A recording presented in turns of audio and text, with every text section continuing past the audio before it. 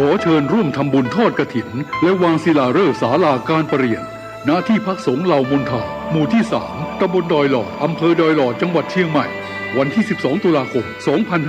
2565 เวลา 13:39 นาทีเรื่องด้วยที่พักสงฆ์เหล่ามนทาได้เริ่มก่อสร้างมาตั้งแต่วันที่ 17 มิถุนายน 2565 เพื่อเป็นสถานที่ประกอบพิธีทางพระพุทธศาสนาและเป็นศูนย์รวมจิตใจของศรัทธาประชาชนทั่วไปโดยจะได้ทำการสร้างเสนาสนะถาวรวัตถุที่มั่นคงให้เหมาะสมกับที่จะยกฐานะเป็นวัดในพระพุทธศาสนาสืบไป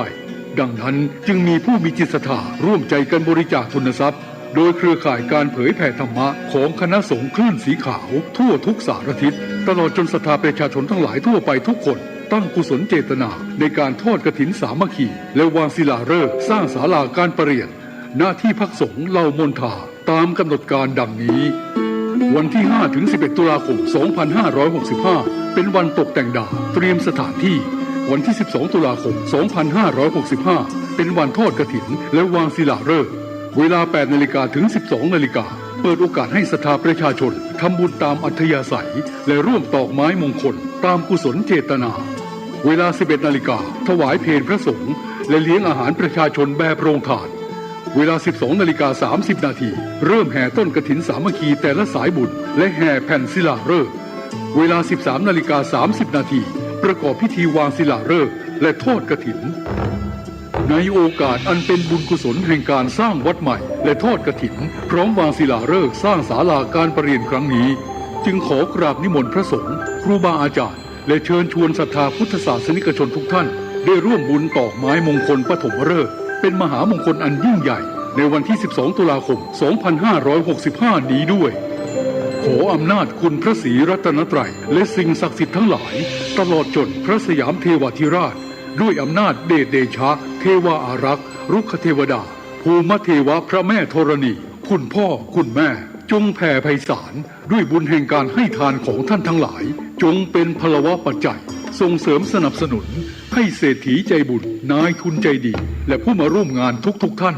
จงมีอายุวันนะสุขะปฏิภาณสมบูรณ์ตลอดกาลนานเถิดสาธุวัดดอนจันทร์อำเภอเมืองจังหวัดเชียงใหม่ขอเชิญร่วมงานพิธีเทวาภิเษกวันปิยมหาราชรัชกาลที่ 5 ระหว่างวันที่ 21 ถึง 23 ตุลาคม 2565 ขอเชิญผู้มีจิตศรัทธาร่วมบริจาคดอกกุหลาบสีแดงขาวชมพูเพื่อจัดถวายที่วิหารร5และวันที่ 23 ตุลาคม 2565 ขอเชิญร่วมพิธีทำบุญตักบาตรสืบชะตาพิธีพุทธาภิเษกตะกรุดดินเผาปีที่ 3 ตั้งแต่เวลา 7:30 นาทีเป็นต้นไปติดต่อถวายโรงทานณวัดดอนจันทร์อำเภอเมืองจังหวัดเชียงใหม่โทร 053-240-184 053-240-184กฐินทานคือสังฆทานบุญทานยิ่งใหญ่1 เดือนท่านกำหนดไว้นับตั้งแต่วันพิธีทำบุญทอดกฐินมหาวิทยาลัยเชียงใหม่ประจำปี 2565 ทอดถวายวันเสาร์ที่ 29 ตุลาคม พุทธศักราช 2565 ณ วัดสายหินตำบลสุเทพอำเภอเมืองเชียงใหม่ จังหวัดเชียงใหม่ 13 นาฬิกาพร้อมกันที่ศาลาธรรมมหาวิทยาลัยเชียงใหม่ตั้งขบวนแห่องค์กฐินและบริวารหน้าศาลาธรรมมหาวิทยาลัยเชียงใหม่เคลื่อนขบวนแห่องค์กฐินและบริวารออกจากศาลาธรรมมีกำหนดไปตามเส้นทาง 13:30 นาทีขวงวัฒนธรรมมหาวิทยาลัยเชียงใหม่ขบวนแห่องค์กฐินและบริวารทุกคณะสถาบันสำนักและส่วนงานต่างๆพร้อมกันมีการแสดงของชมรมพื้นบ้านล้านนาสโมสรนักศึกษามหาวิทยาลัยเชียงใหม่ 14 นาฬิกาเคลื่อนขบวนแห่องค์กฐินและบริวารเข้าสู่วัดสายหินประธานในพิธีจุดธูปเทียนบูชาพระรัตนตรัยไหว้พระสมาทาน เบญจศีลกล่าวคำถวายผ้ากฐินแด่พระสงฆ์น้อมผ้ากฐินถวายพระสงฆ์อัปโลกกฐินถวายทายธรรมแด่พระสงฆ์กรรมการสภามหาวิทยาลัยอธิการบดีรองอธิการบดีผู้ช่วยอธิการบดีประธานกรรมการส่งเสริมมหาวิทยาลัยคณบดีผู้อำนวยการสถาบันสำนักศูนย์กองประธานสภาพนักงานมหาวิทยาลัยนายกสโมสรมหาวิทยาลัยนายกสโมสรนักศึกษามหาวิทยาลัยตามลำดับถวายทายธรรมแด่พระสงฆ์อนุโมทนากรวดน้ำรับพรลาพระสงฆ์ 15:30 นาทีประกาศผลรางวัลการประกวดขบวนกฐินก็เป็นข่าวสารงานทำบุญทอดกฐินมหาวิทยาลัยเชียงใหม่ประจำปี 2565 ตรงกับวันเสาร์ที่ 29 ตุลาคม 2565ก็ถวายกับพระคุณเจ้าที่จำพรรษาท่วนใจมาศวัดไหวหินตำบลสุเทพอำเภอเมืองเชียงใหม่จังหวัดเชียงใหม่ขอเชิญท่านร่วมบุญร่วมกุศลติดต่อได้ที่มหาวิทยาลัยเชียงใหม่และวัดไหวหินที่จะร่วมทำบุญในคราวครั้งนี้ได้ความสุขกายสุขใจโดยทั่วหน้ากันสร้างเหตุปัจจัยด้วยศรัทธาด้วยปัญญารู้เห็นทำตามจริงขอเชิญสาธุชนสร้างบุญกุศลยิ่งใหญ่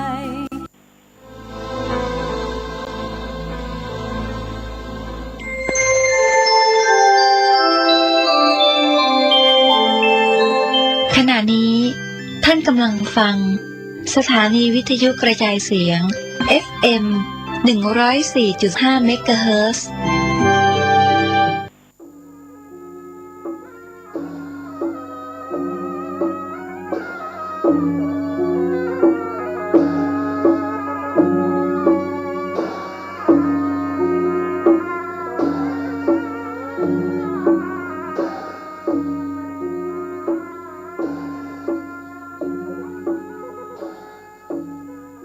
ภควาพุทธังภควันตังอภิวาเทมิกราบสวากขาโตภควตาธัมโมธัมมังนัมมัสสามิกราบสุปฏิปันโนภควโตสาวกสังโฆสังฆังนะมามิกราบหันทะมะยังพุทธัสสะภะคะวะโตบุพภาคณะมะกะลังกะโลมะเสนะโมตัสสะภะคะวะโตอะระหะโตสัมมาสัมพุทธัสสะนะโมตัสสะภะคะวะโตอะระหะโตสัมมาสัมพุทธัสสะนะโมตัสสะภะคะวะโตอะระหะโตสัมมาสัมพุทธัสสะพุทธังสรณังคัจฉามิธัมมังสรณังคัจฉามิสังฆังสรณังคัจฉามิตุติยัมปิพุทธังสรณังคัจฉามิตุติยัมปิธัมมังสรณังคัจฉามิ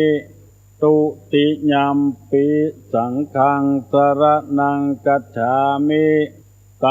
ติยัมปิพุทธังสรณังคัจฉามิตติยัมปิธัมมังสรณังคัจฉามิตติยัมปิสังฆังสรณังคัจฉามิ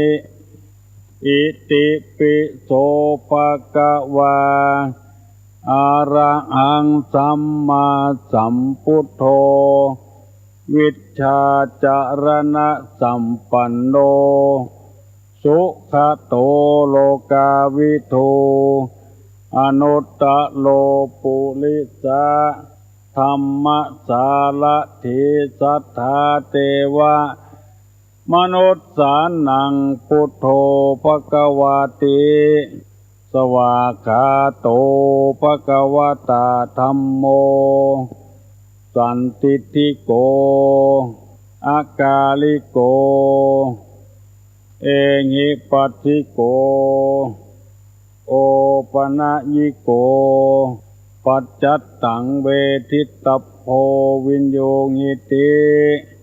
สุปฏิปันโนภะคะวะโตสาวกสังโฆอุจุปฏิปันโนภะคะวะโต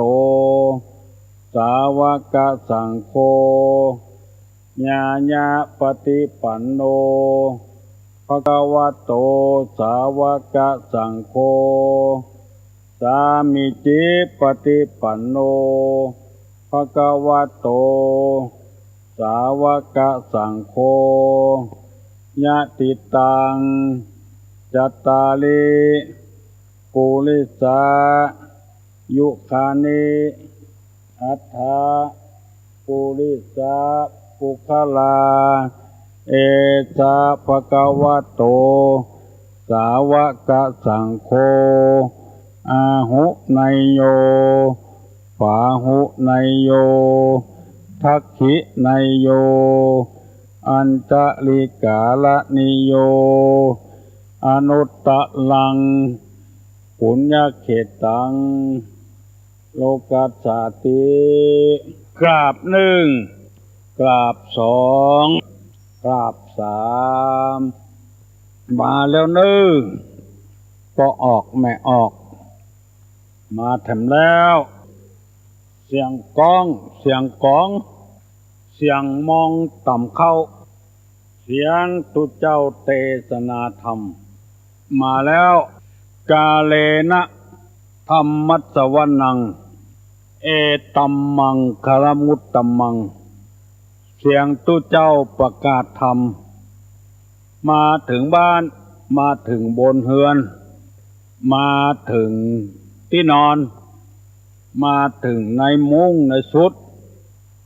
มาถึงในเฮือนเตาไฟมาถึงห้องน้ำมาถึงในรถมาถึงในกาดมาถึงกุฏิกุฏางที่ตั้นตั้งหลาย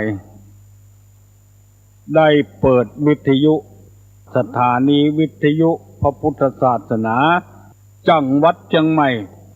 FM และแถมหลายสถานีเปิ้นบ่ได้บอกฮือว่าที่ไหนพ่องที่เปิ้นถ่ายทอดเอาแล้วเอามากระจายค่อยบ้านค่อยเมืองพี่น้องศรัทธานาบุญทั้งหลายวันนี้ได้มีโอกาสเป่าประกาศให้พี่น้องข้องหิ่งทั้งหลายได้รับทราบข่าวแถมกรรมว่ารายการนี้ตั้งแต่6 โมงรับมาปิกมาหาพี่หาน้องต้านผู้ฟังทั้งหลายแถมกรรมหนึ่งและหนนี้รู้สึกว่าจะมีการเข่งคัดต่อเวลากันเห็นน้อยเขาจะเลยไปบ่ได้จะต้องหยุดไว้ประมาณสัก2 นาทีเพื่อจะได้รับการฟังการถ่ายทอดจากสถานีวิทยุประเทศไทยและพี่น้องทั้งหลายที่เคยได้ฟังตุลุงจะโทรศัพท์มาก็โทรมาแบบชนิดที่ว่าคือตอบคำที่เป็นธรรมะคำสอนในทางพระพุทธศาสนาเปิ้นห้ามบ่ฮื้ออู้การบ้านบ่ฮื้ออู้การเมืองการบ้านการเมืองทุกชนิดห้ามเอามาอู้ทางสถานีวิทยุเมื่อเป็นเชื้อแล้วให้บอกให้กล่าวให้พี่น้องทั้งหลายฟังว่าผู้ใดจะโทรศัพท์มา 121058นี้พยายามหลีกเลี่ยงเกี่ยวกับการบ้านการเมืองเพราะวิทยุพระพุทธศาสนาจังหวัดเชียงใหม่ก็ดีเป็นสถานีวิทยุที่ประกาศน้ำธรรมคำสั่งสอนในทางพระพุทธศาสนาเพื่อให้คนเฮาทั้งหลายได้มีความสำนึกว่าการเกิดมาเป็นคนนั้นจะต้องเป็นคนแท้ๆการที่จะเป็นคนแท้ๆนั้นจะต้องมีคุณธรรมประจำตัวภัยตัวมันเพราะคนเอามาเกิดมาตึงเตื้อเป็นได้หลายอย่างอาทิเช่นเมื่อน้อยๆเกิดมาก็เป็นลูกของพ่อของแม่พอใหญ่มาเปิ้นส่งเข้าไปเรียนหนังสืออนุบาลกาประถมกามัธยมกาวิทยาลัยกามหาวิทยาลัยกาก็เปลี่ยนชื่อแทนไม่ว่าเป็นนักเรียนเป็นนักศึกษาเป็นนิสิตว่าไปเป็นอย่างนอกจากเป็นลูกของพ่อของแม่แล้วก็เป็นนักเรียนเป็นนักศึกษาเป็นนิสิตของมหาวิทยาลัยเชียงใหม่จุฬาลงกรณราชวิทยาลัยมหามงกุฎราชวิทยาลัยนิสิตของสารพัดสถาบันต่างๆนักศึกษาหมู่นี้เป็นต้นนอกไปจากนั้นจะเป็น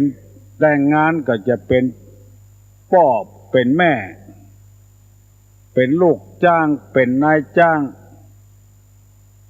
เป็นนายแพทย์เป็นหมอเป็นพยาบาลเป็นลูกก้าเป็นพ่อก้าเป็นได้กูอย่างถ้าเข้ามาบวชก็เป็นเณรเป็นผู้เจ้าเมื่อความเป็นของคนเฮามีอย่างนี้แล้วอยากจะให้ทุกคนมีคุณธรรมในความเป็นของตัวเองบัดใจมันเหมือนกันอย่างคนไข้ก็พยายามเป็นคนไข้ที่ดีที่สุดของหมอของพยาบาลเป็นหมอเป็นพยาบาลก็พยายามที่สุดเป็นหมอเป็นพยาบาลที่ดีของคนไข้เป็นนายจ้างที่ดีที่สุดเป็นลูกจ้างที่ดีที่สุดดังนี้เป็นต้นเพราะฉะนั้นเมื่อเฮาคิดว่าเฮาเป็นอันยังต้องเป็นดีที่สุดอันใดที่จะทำให้เฮาเป็นดีที่สุดอันนั้นก็คือมีคุณธรรมเพราะฉะนั้นทางพระพุทธศาสนาอันมีพระเดชพระคุณท่านเจ้าคุณเทพวรสิทธาจารย์รองเจ้าคณะจังหวัดเชียงใหม่ฝ่ายเผยแพร่จึงจักจวนเจิญนิมนต์พระสงฆ์พระเจ้าจากวัดต่างๆรวบรวมกันนำเอาพระธรรมคำสั่งสอนนั้น มาเสนอเพื่อต้านเจ้าพุทธทั้งหลายได้ฟังธรรมะธรรมโมตุลงต่อหนึ่งที่มีโอกาสได้รับแต่งตั้งจากท่านเจ้าคุณ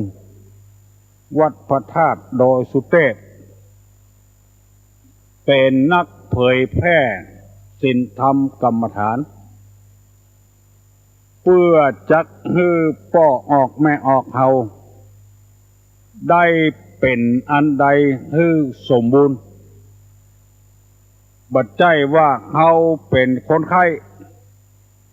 ลู่ไปเป็นหมอเฮาเป็นจ้างซออวดหูเหลือจ้างปีเฮาเป็นลูกไปด่าพ่อด่าแม่เล่นเหมือนกับขี้ข้าทาสคนใจคนสอยเป็นพ่อเป็นแม่ก็บ่ทำตัวอย่างอันดีอันงามให้ลูกได้หูได้หันหมู่นี้มันผิดกันไปให้หมดเป็นอันใดเป็นอันนั้นเรียกว่าเอาคุณธรรมมาใส่อกใส่ใจเป็นพวกกล้าก็พยายามเอาคุณธรรมของพวกกล้าแม่กล้าเอาใจลูกกล้าจะเนี่ยเชื้อใดคือลูกกล้าได้มาซื้อเข้าซื้อของชวนเพื่อนชวนฝูงมาแถมนักหลายบ่ใจว่าตั้งอกตั้งใจตักตวงเอาผลเอากำไรมันนักหนาปาป้านเพื่อปากเพื่อท้องของตนเองกินก็บ่เหมือนดังที่พี่น้องทั้งหลายเคยฮู้ใครโรยโวยลำไปโรยทางลัดไปก้ากายของเทือนเพราะใจเฮาเกิดไปจากใครล่ำใครรวยกาขายเข้ากาขายเข้านึกว่าไผบ่ฮู้เป็นอาวุธเถื่อนกาของเถื่อนต่างๆเป็นยาบ้ายาอย่างต่างๆที่ทะลักออกมานึกว่าไผบ่ฮู้ก็เลยย่ามใจเข้าก็เลยถล่มตัวไปเลยที่ออกตามวิทยุลงตามหนังสือพิมพ์ทรัพย์สมบัติของเก่าของแก่ก็เลยพลอยเสียไปตัวถูกยึดเอาไว้เป็นของหลวงให้หมดเพราะตัวเองไปปฏิบัติที่บ่ถูกต้องเฮายังมีกฎหมายบ้านกฎหมายเมืองอยู่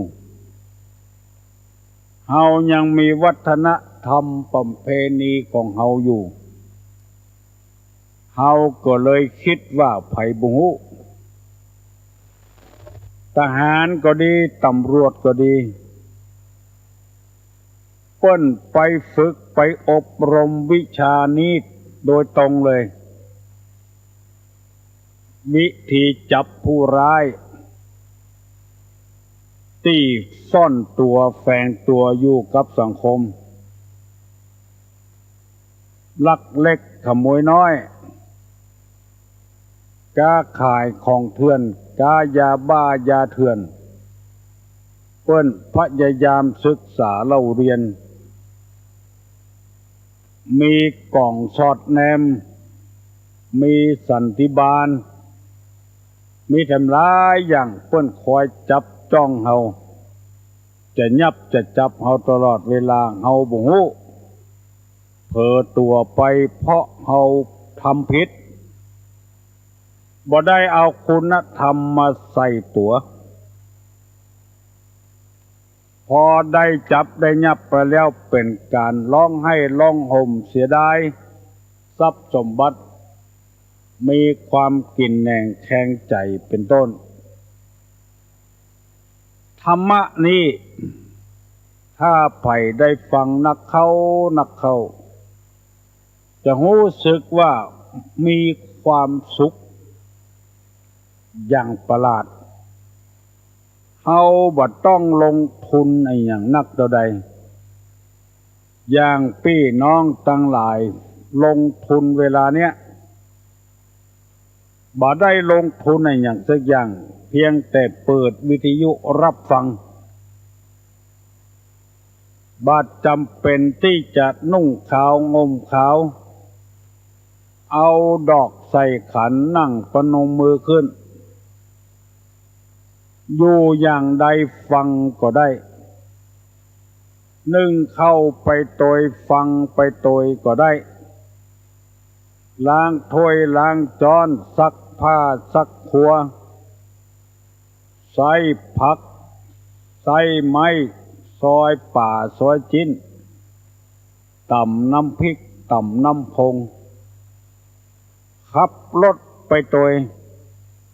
มันบ่เสียการบ่เสียงานตัวเพียงแต่เฮาฟังตั้งอกตั้งใจฟังแค่นี้ธรรมะก็เข้าถึงจิตถึงใจแล้วเมื่อถึงจิตถึงใจแล้วเฮาก็ต้องนำไปประพฤตินำไปปฏิบัติเมื่อประพฤติปฏิบัติได้แล้วเฮาก็ชื่อว่าจะเป็นคนดีเพราะว่าของดีนี่ไผๆก็ต้องการ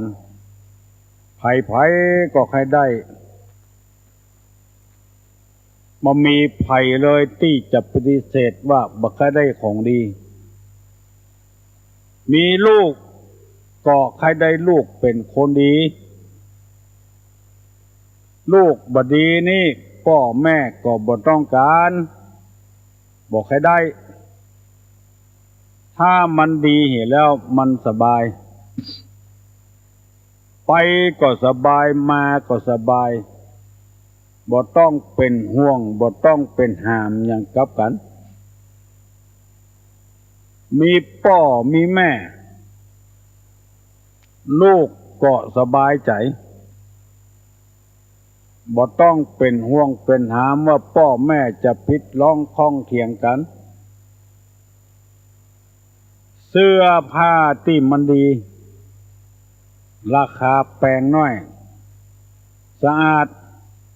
นุ่งก็บ่คันเนื้อบ่คันตัวนุ่มนวลกินก็บ่เหม็น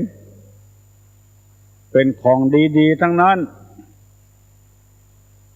เมื่อเราต้องการของดีน้ำก็ใครได้น้ำที่ใสสะอาดบ่ต้องการเนื้อน้ำท่วมบ้านท่วมเมืองตกก็ตกดีๆบ่มีลมบ่มี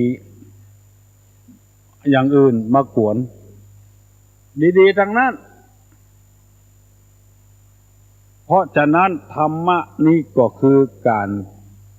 ที่จะให้คนเฮานั้นได้เป็นคนดีคัดเกลาสิ่งที่มันมัวหมองเหมือนกับถ้วยกับจ้อนกับขันโตกกับบ้านกับจองต้องกวาดต้องเพี้ยวต้องขัดต้องถูตลอดเวลาเพื่อจะให้คนผู้ฟังทั้งหลายมีความเข้าใจเรื่องธรรมะจึงได้มีการประกาศกันกูวันอย่างตู้ลุงประกาศเวลาเนี้ยอยากจะให้คนเฮาผู้คนเป็นคนดีอยากจะได้ผู้คนฟังที่เป็นคนฟังดีๆตั้งอกตั้งใจหน่อยสำหรับคนที่บ่ต้องการฟังก็พยายามหลีกเลี่ยงปิดวิทยุเหียหลีวิทยุเหียหรือบ่อย่างอันเปิ้นกำลังฟังอยู่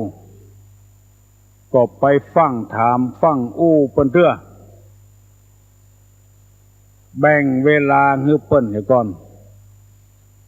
เปิ้นได้ฟังแล้วจะนำประพฤติปฏิบัติดังที่ตุลุงนำมาเสนอว่าเราต้องการคนดีร้อนๆมีเปื้อนมีฝงก็บ่ฮื้อกดบ่ฮื้องอมีอันหยังก็ฮื้อเป็นของดีๆเพื่อจะเอาของดีๆมาเสนอเพราะว่าคนเอานี่เป็นได้หลายอย่างเป็นวอกเป็นก้างก็เป็นขโมยโจรโจรก็เป็นตินแมวตินหมาก็เป็นสปะเพราะเอาบ่ได้เอาคุณธรรมเข้ามาใส่จิตใส่ใจก็เลยไปเป็นสปะเป็นคนคือเปิ้นห้องว่าไอ้ควายเป็นคนคือเปิ้นห้องว่างัวเป็นคนคือเปิ้นห้องว่าไก่กานกกาหมู่นี้เป็นต้นเฮาบ่อยากจะให้คนได้เป็นไก่บ่ให้คนเป็นนกพี่น้องผู้ฟังทั้งหลายอาจจะสงสัยว่าคนเป็นนกได้ยังไง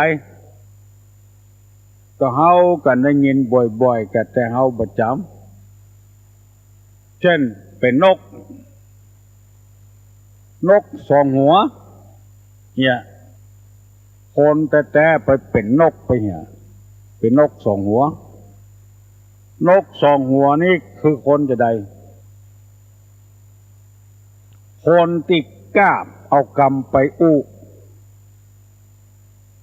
เพื่อเปิ้นพิษหัวกันเทียงหัวกันเพื่อเปิ้นบ่ทุกข์บ่โล่งกันเพื่อคาดเคลื่อนจากความจริงแล้วปางเพื่อเปิ้นพิษหัวกันบางทีปี้กันน้องกันทีบหัวยันติ่นกันออกมาแต่เลยบ่ได้อู้กับกันบ่ทูกกับกันอยู่บ้านติดกันเป็นศัตรูกันไว้เนื้อเชื่อกันบ่ได้ไปเห็นแล้วเพราะอันหยังเพราะนกสองหัวไปเป่าหูปี้มันอย่างหนึ่งไปเป่าหูน้องมันแต่อย่างหนึ่งเอาไปเอามาปี้น้องเปิ้นสืบทีบหัวยันติ่นออกมาก็เลยบ่ถูกบ่โล่งกันไปเพราะว่าคนเป็นนกไปส่อปี้อย่างหนึ่งไปส่อน้องอย่างหนึ่งเฮ้อเปิ้นพิษกันเฮ้อเปิ้นเถียงกันนักมวยตีอยู่ดีๆแต่พอจะนอกแล้วพอจะชนะแล้วเอาสตางค์ไปจ้างให้เปิ้นการเหรอนักมวยก็เลยเสียชื่อเสียเสียงไปเหรอตีบ่แต่โดนกรรมการไล่ลงจากเวทีห้ามมือชกภายในเวลา4 ปี5 ปีก็เสียชื่อเสียเสียงเพราะเกิดจากอะไรหยังเพราะเกิดจากคนเป็นนกสองหัวไปจ้างเปิ้นการพ่องไปด่าอย่างพ่องทำนักมวยบ่มีกำลังใจก็เลยเสื่อมชื่อเสียเสียงไปหมดความวุ่นวายที่มันเกิดต่ำบ้านต่ำจอง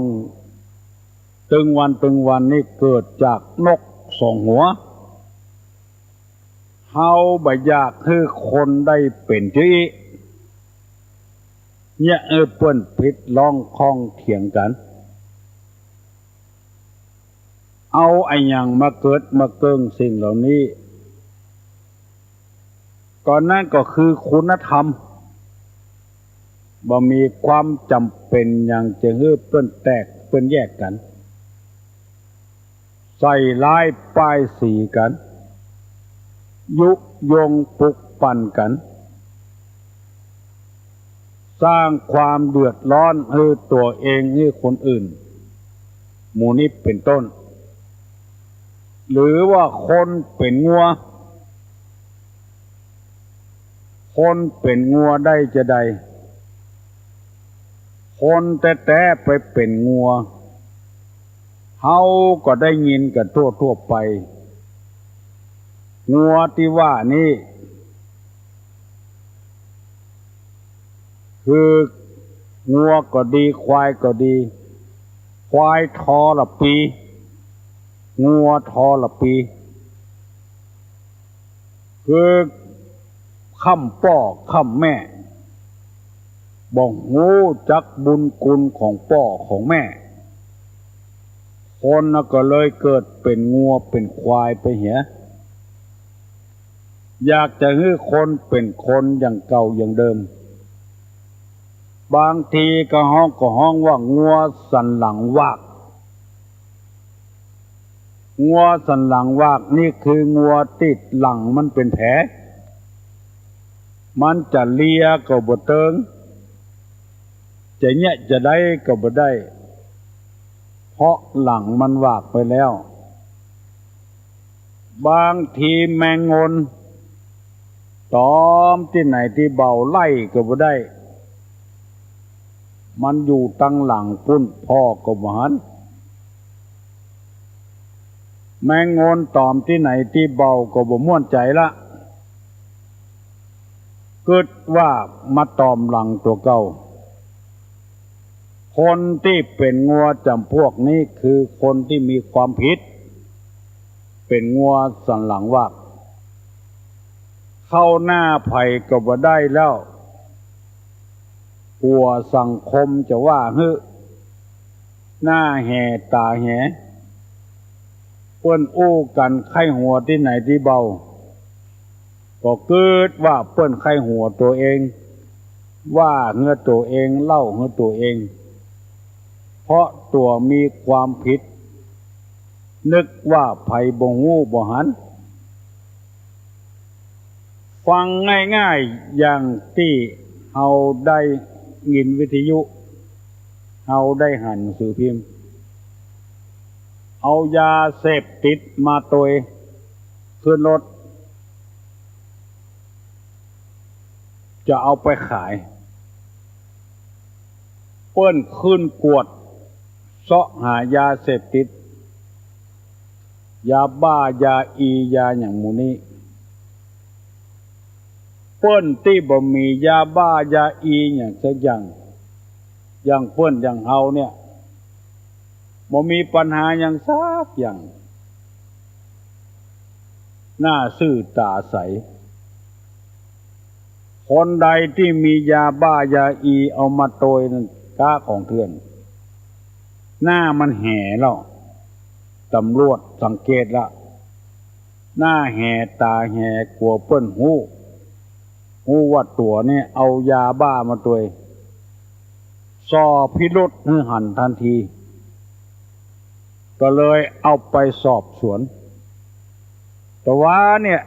ลงหนังสือพิมพ์อ่านพอโทษเน้อท่านผู้ฟังทั้งหลายตลอดถึงพระสงฆ์พระเจ้าครูบาอาจารย์เอาไปยัดคือแม่ยิงเอายัดที่ของลับอยู่แล้วนุ่งกางเกงเขาทับตำรวจจับได้เอาไปเตะพ่อ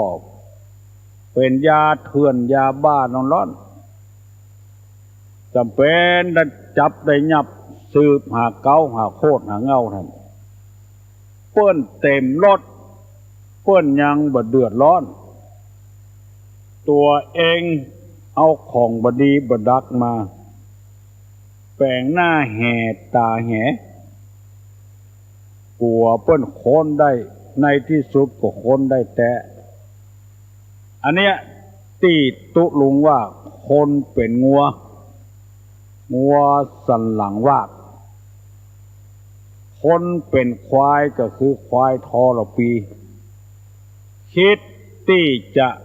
ทำลายพ่อทำลายแม่ตลอดเวลา ไปคบสมาคมกับเพื่อนกับฝูง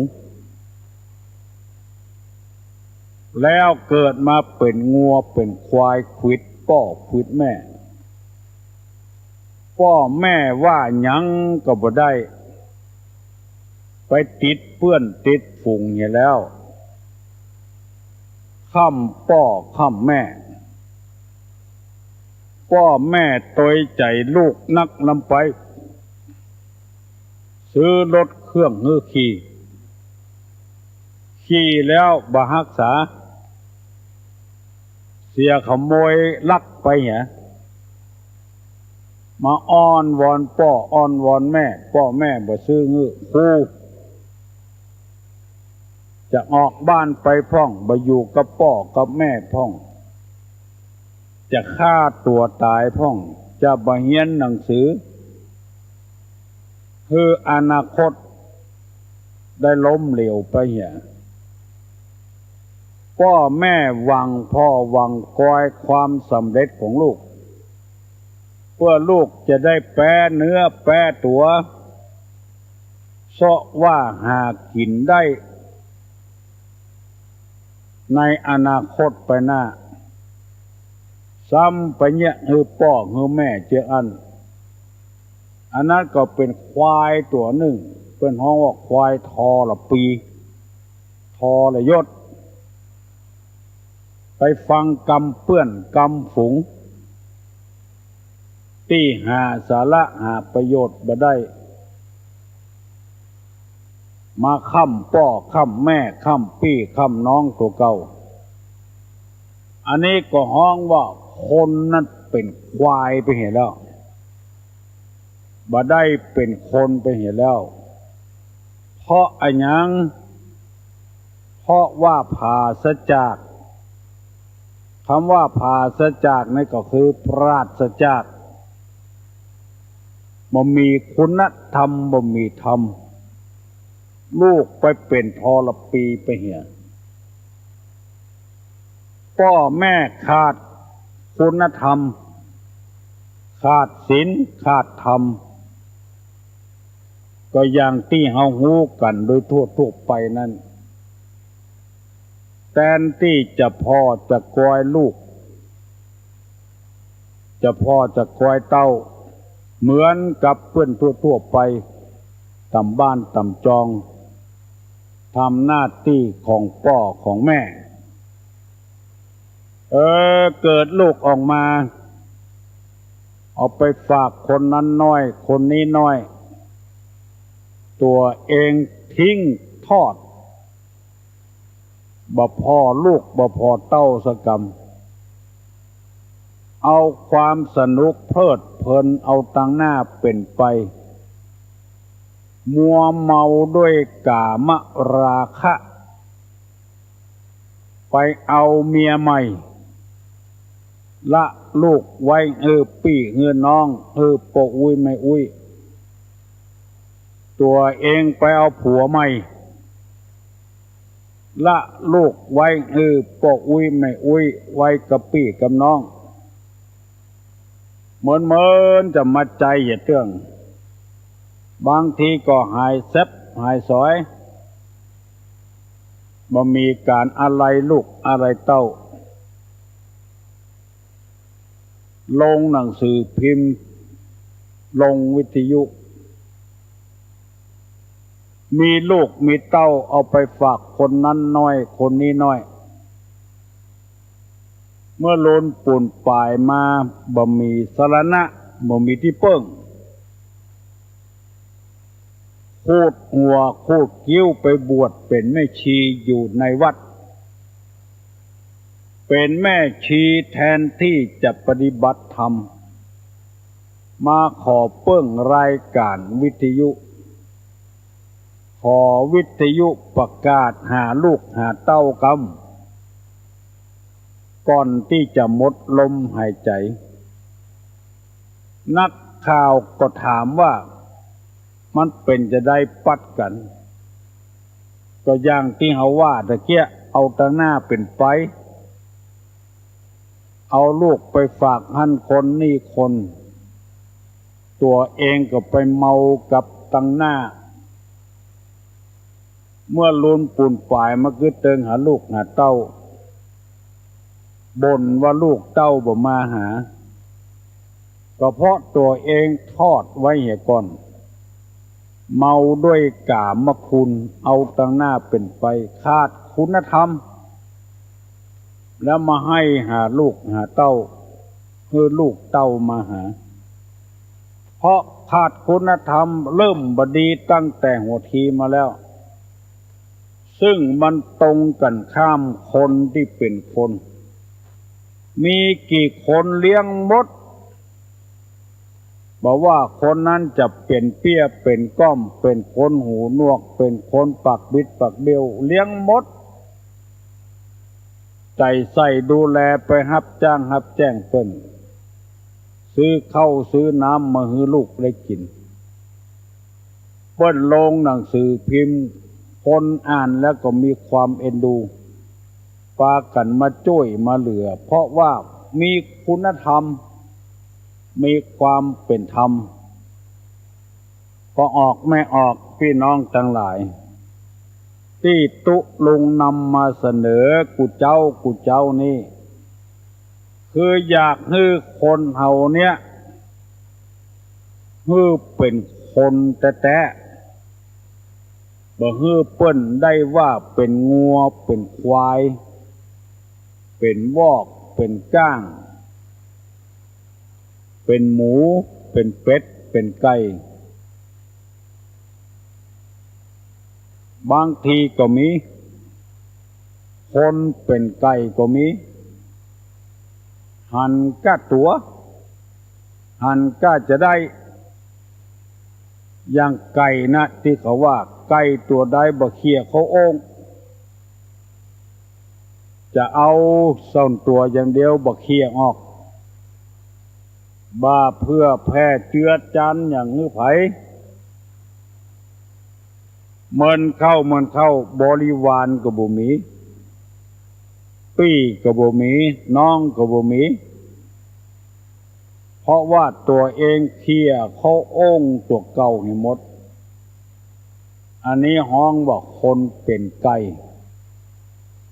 บอกว่าของปี้บอกว่าของน้องบอกว่าของพระพุทธพระธรรมพระสงฆ์มุบนิบชุบซิบเอาใส่กระเป๋าของตัวเองให้หมด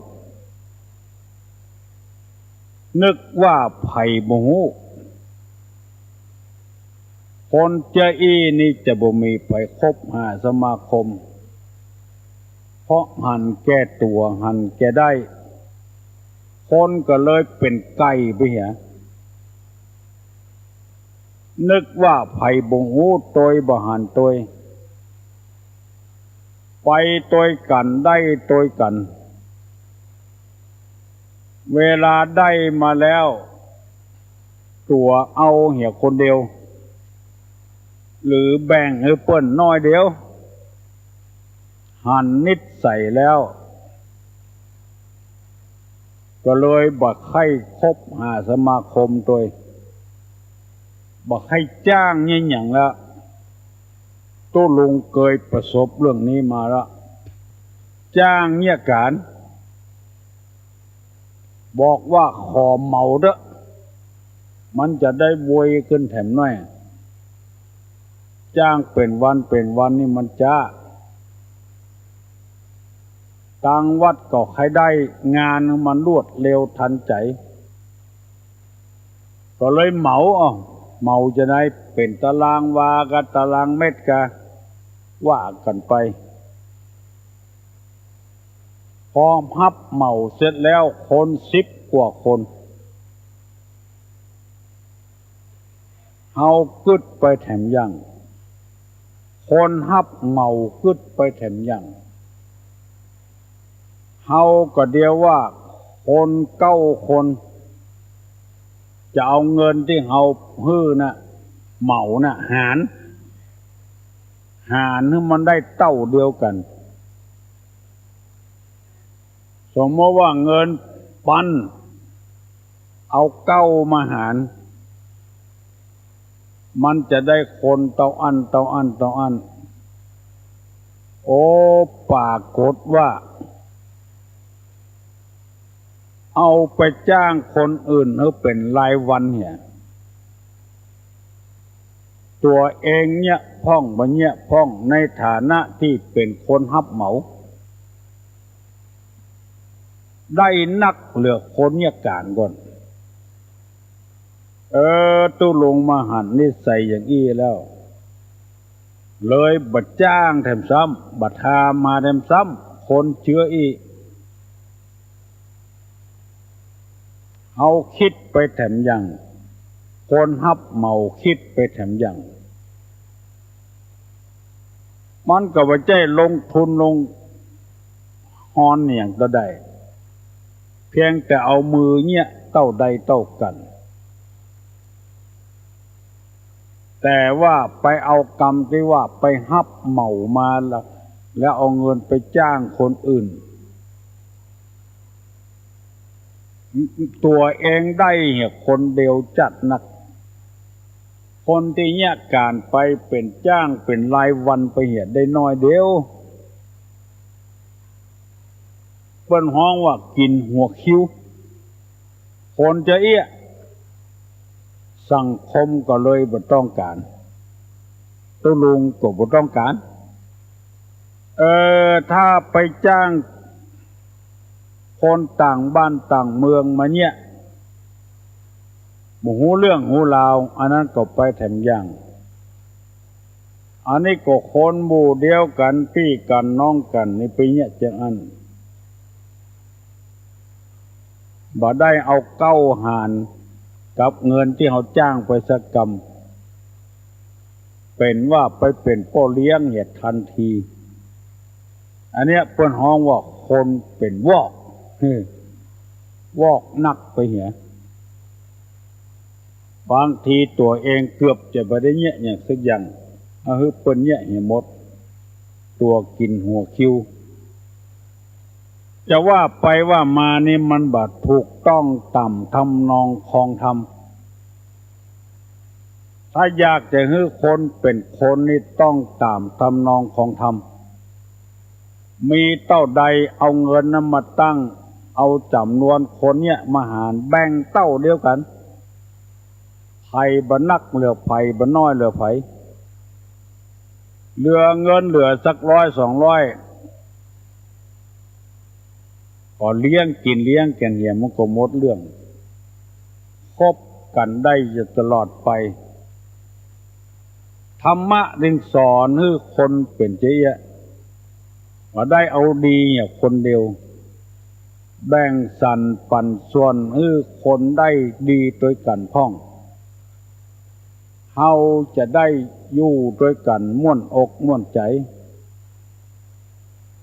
เพราะฉะนั้นตั้งแต่วันนี้เป็นต้นไปบ้านเมืองปกติอยู่เย็นเป็นสุขแล้วขอเชิญพ่อออกแม่ออกบอกกันต่อไปเนอะบางคนก็ว่าเครียดลุกมาเมื่อเจ้าได้ยินตู้ลุงถึงวันมาสั่งมาสอนเปิ้นหยุดไปเหียก็เลยเครียดของพี่น้องอย่าไปเครียดไปโกรธไปเกลียดหยังมันเป็นธรรมดาเหียแล้วแต่ก่อนเฮาบ่ได้ยินเฮาก็บ่เป็นหยังบัดเดียวนี้เฮาบ่ได้ยินก็บ่เป็นหยังทำใจให้สบายตู้ลุงจะมาเป็นกู้บุญกู้บารมีของพี่ป้านาอาพี่อาวเจ้าเจือตลอดไปบ่ละบ่ขว้างกันแต่ว่ามาตอนหลังนี้เปิ้นคัดแคล้วหน่อยเปิ้นฮึประหยัดเวลาฮัลโหล10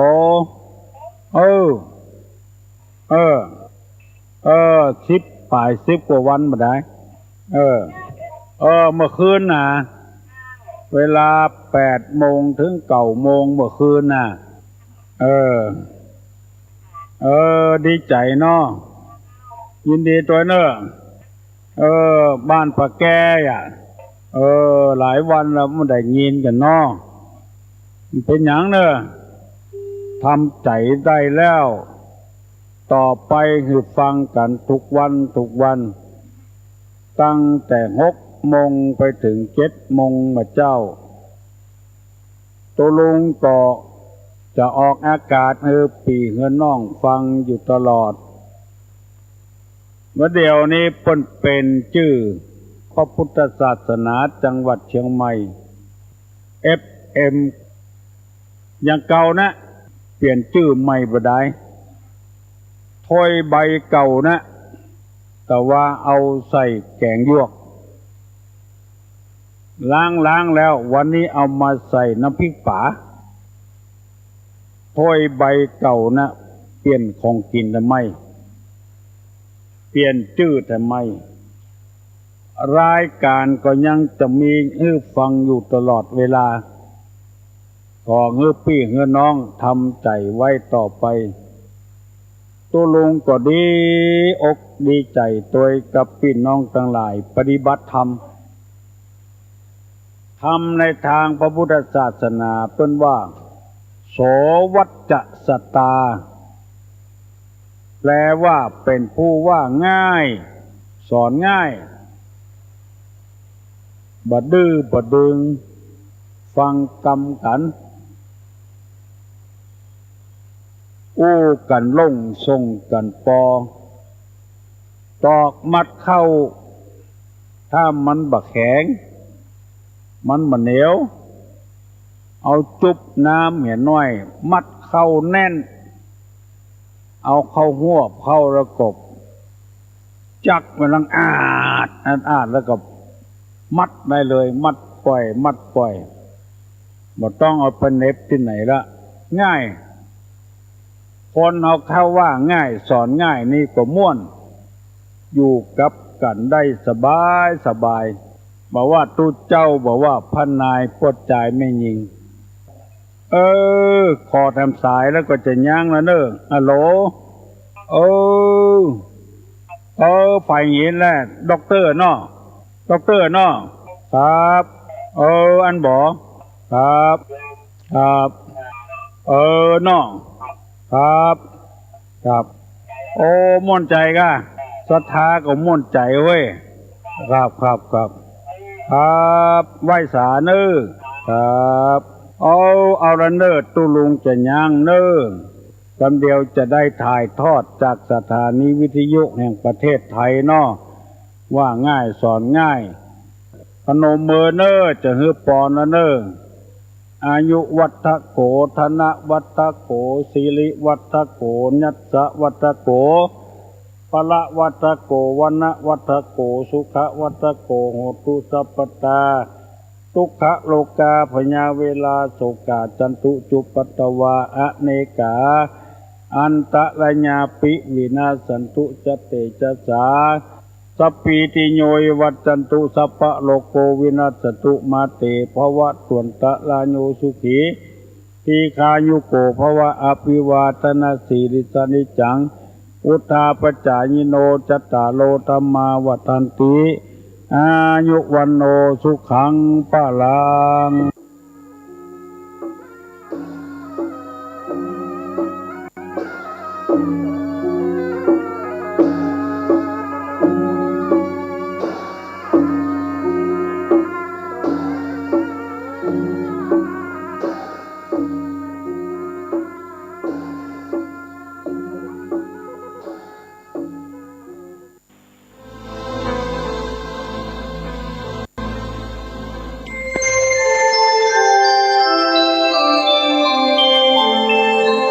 ขณะนี้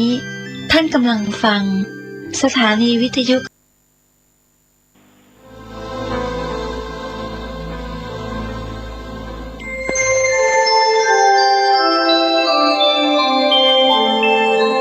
ขณะนี้ท่านกำลังฟังสถานีวิทยุกระจายเสียงพระพุทธศาสนา FM 104.5 เมกะเฮิรตซ์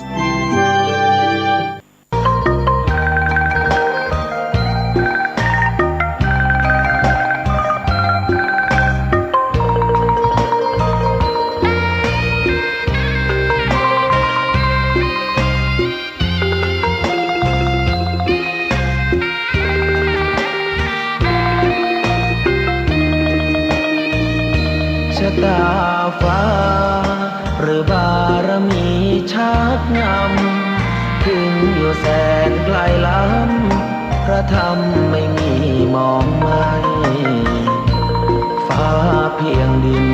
ยังทวินฝันไฟเข้าดงขมิ้นเมื่อใดอิ่มอกอิ่มใจเสมอสายทางคนดีใจน้อมอธิษฐานบารมีสิ่งดีที่ได้พบเจอเห็นชายผ้าเหลืองทุกวันฝันเพ้ออยากบวชจริงละเมอเข้าวัดบ้านคงเป็นบุญที่เคยเป็นทุนสร้างมา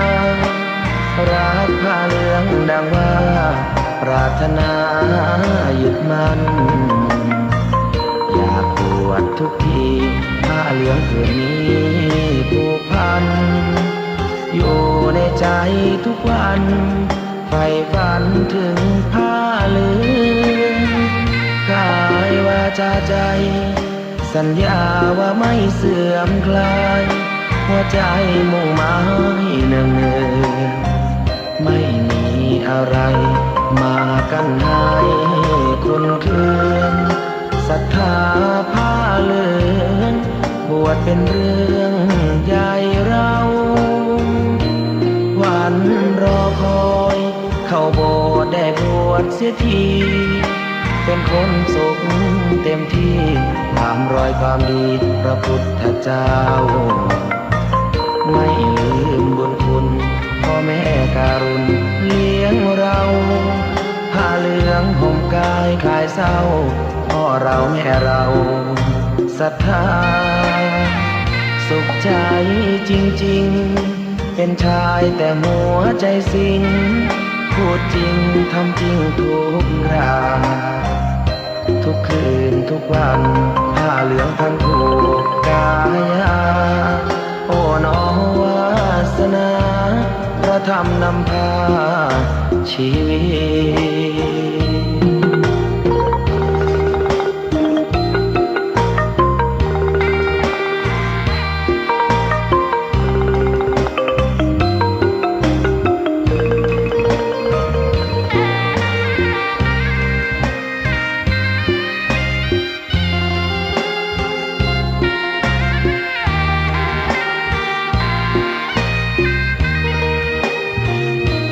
วันรอคอย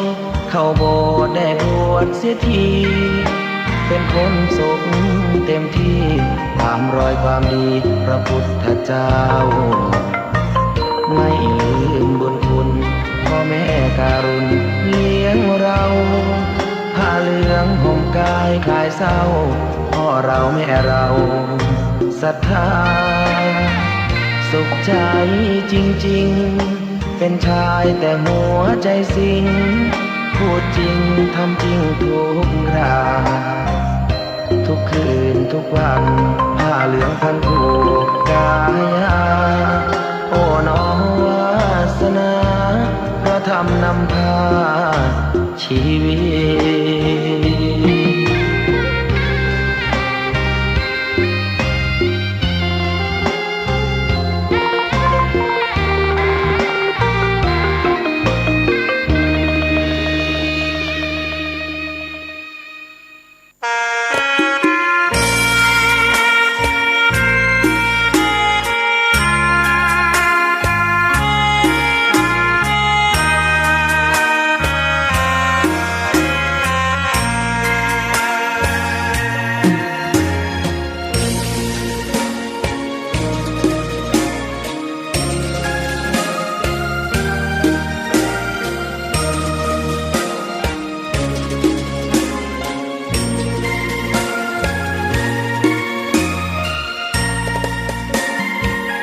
ดอกบัวดอกหนึ่ง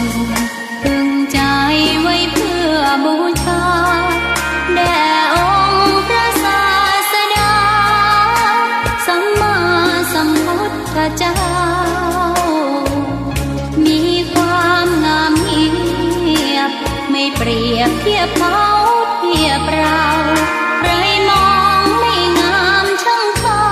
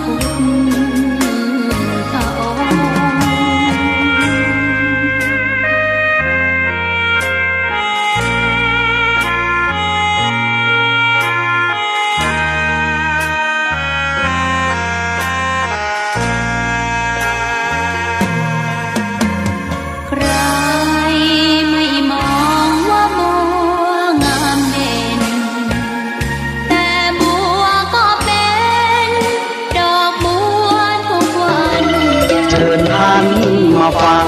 ให้หายเศร้าโศกลำเค็นร่มเย็นเพราะทำน้ำพาได้ข้อคิดที่นิพแสงสว่างพระธรรมนำทางและพระธรรมนำใจ